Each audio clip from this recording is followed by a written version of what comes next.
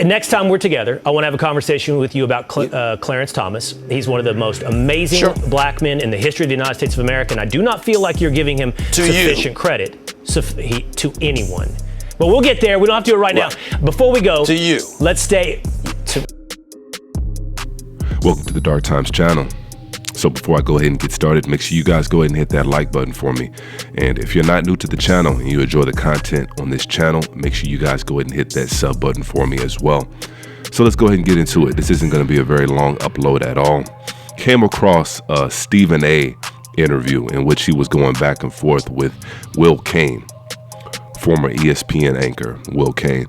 And Will Cain definitely has a anti-black history. He has a history of spouting off anti-black rhetoric.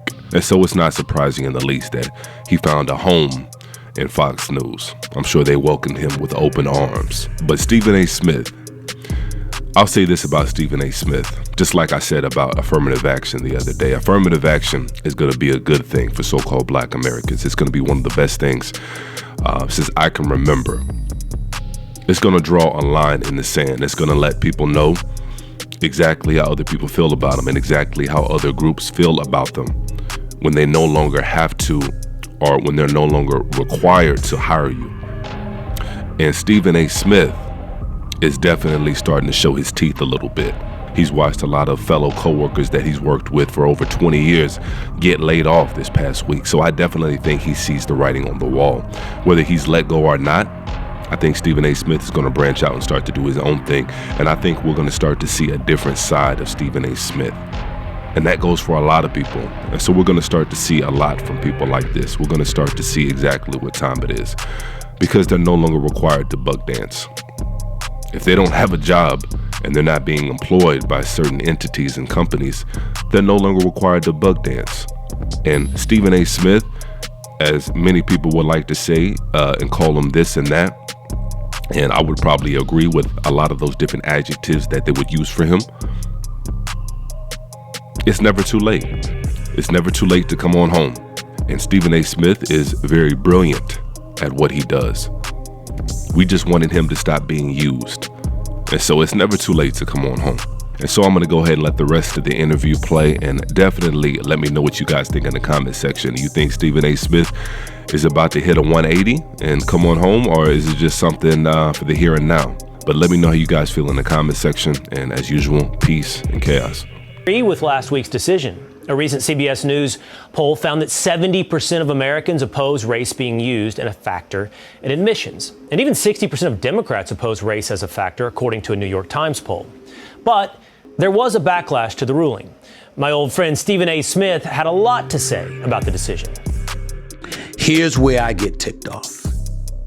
I get ticked off that white America gets to sit back and act like they're innocent in all of the things that have been transpiring, to the point where it ignited their furor to such a degree that they felt the need to oppose such things. The iniquities that have taken place in this country against minority communities, who exacted that? Who displayed that? Who exercised those actions? Who were the instigators and perpetrators of all of that? Who was that exactly? Wasn't that white America? I think it was. Stephen A. Smith, the host of the Stephen A. Smith Show and First Take on ESPN, joins us now. Stephen A., great to see you, man. What's going on, buddy? How you doing, man? You want me to just go right at that clip? Is that how we should do this? Should we just start right there? Feel free. Okay. There's no such thing. Let's go. I'm here. I know you are. The problem is, Stephen A., in truth, when it comes to justice, there is no such thing as black America and white America. There are only individuals. Okay. And so when you assign culpability to individuals of the past, to individuals of today, there's simply nothing to hold anyone accountable for.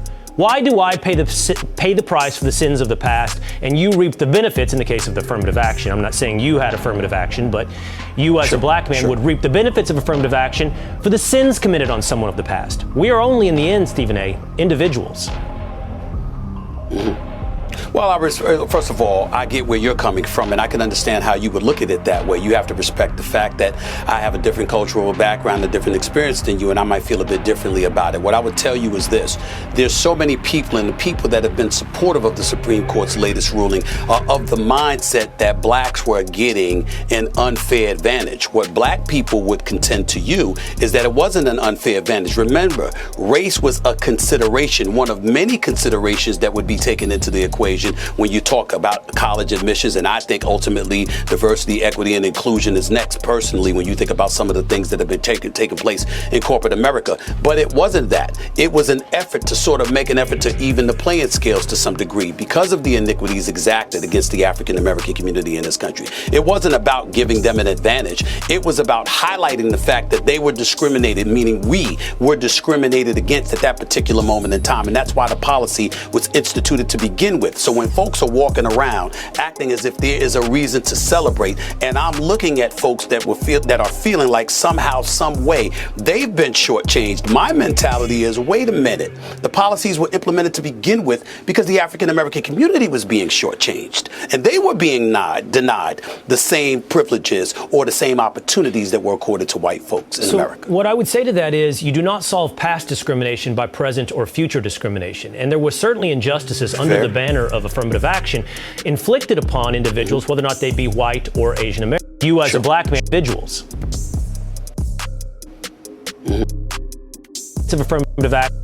The community was the same. You did listen to my podcast, and I appreciate you doing so. If you recall, I did not say, I did not say that it wasn't discrimination. I acknowledged the fact you didn't hear me speak against, anyone from the Asian community that had brought that case to the justices. I understood where they were coming from. My argument was against folks in white America that was saying, even the, presidential candidate Donald Trump talking about now we get back to a merit, a society based on merit, ignoring what brought affirmative action policies into play to begin with. We have people in white America acting as if they don't know how it came about. Okay. So if somebody from the Asian community or the Latino community, they had an issue and they felt that they were denied an opportunity, that's a different argument than white America coming up and saying, we don't feel that we've been treated fairly in all of this. Yeah. When the unfairness was exacted by white folks, the fact that they were discriminated, meaning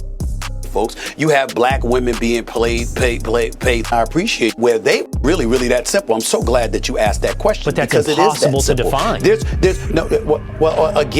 Again, when you're looking at numbers, for example, why did Yale in the 70s sit up there and say, we want 10% of our student populace to be made up of minorities? You know why? Because they knew without those rules, those laws in place, they didn't anticipate that would be allowed. In today's corporate America, you still have folks. You have black folks being paid less than white folks. You have black women being paid less than white women. You have white women obviously deserving a lot of opportunities that they obviously richly deserve. They're getting paid less than white men.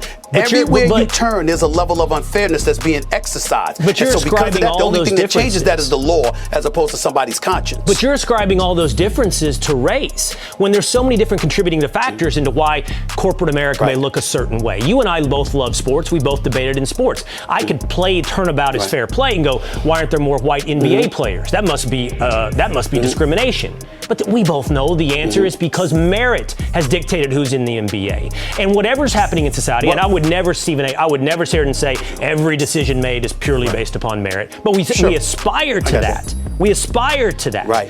And I think that the Supreme Court's decision has been a big leap forward in getting to where we judge things based upon merit. Well, you would say that, and I would say to you that the power structure in the United States of America is still predominantly white.